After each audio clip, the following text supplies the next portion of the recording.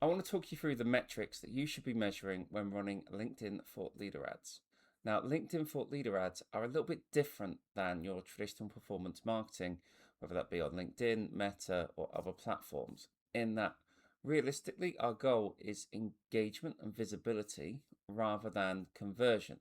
So we have to change the way we think. These are designed to be right at the top of the funnel as personal posts that you're promoting for your company ad account to build relationships, to get your target customer visible, and allow you to target them via their job title, their company size, their industry in a way that you can't do on other platforms.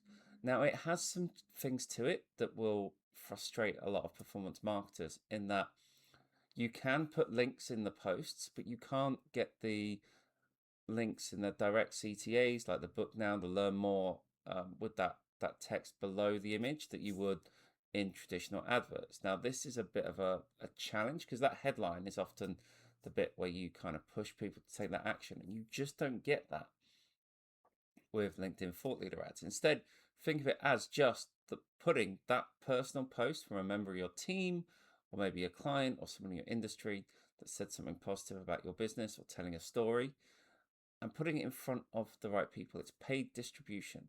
Now, it has a number of huge benefits for your business about building relationships and familiarity, and also getting people to engage in a way that you can then build relationships. And this is where the metrics flip. We're not looking at link clicks, we're not looking at conversions. Instead, we're looking at things that often get called vanity metrics on other platforms, but they're not on LinkedIn thought leader ads because we can actually retarget those in a way that allows us to generate more revenue. So let's take a good example. Might be that the metrics you might look at would be profile views. So if your person that you're running the ads through has LinkedIn Premium, you can see who is seeing their ad and they're viewing their profile.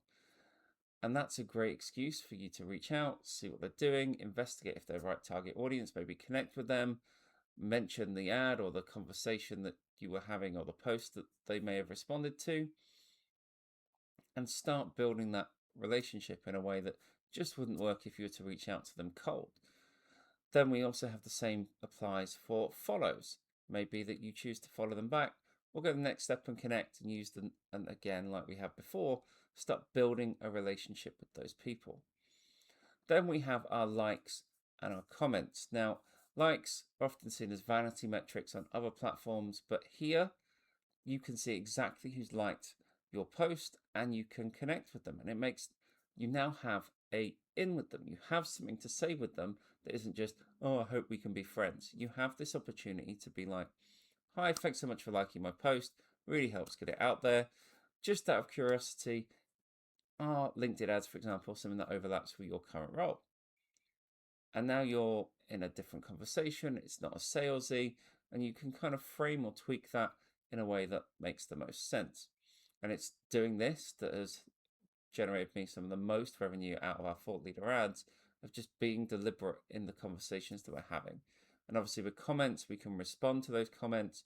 We can also, again, take that as a reason to reach out, have a conversation, maybe take that discussion that they put in that comment offline, and find natural ways to build relationships with those people. So not only is our company being more visible, the key people in our company are telling stories that connect, but we're also getting an opportunity to convert those.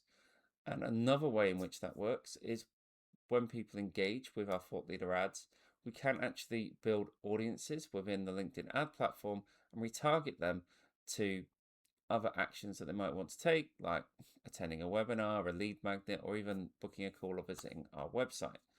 And so we have essentially a mini funnel of thought leader ads to build the initial engagement and familiarity. And then we have the follow-up action, the retargeting, to do that. And of course, you can multi-layer that across different creatives if you wanted to, and really build out a way of taking people from cold to converted.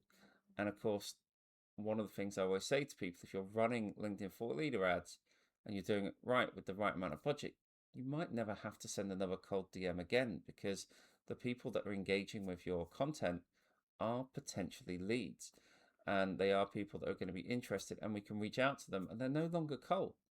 because we can reference something that they may have done.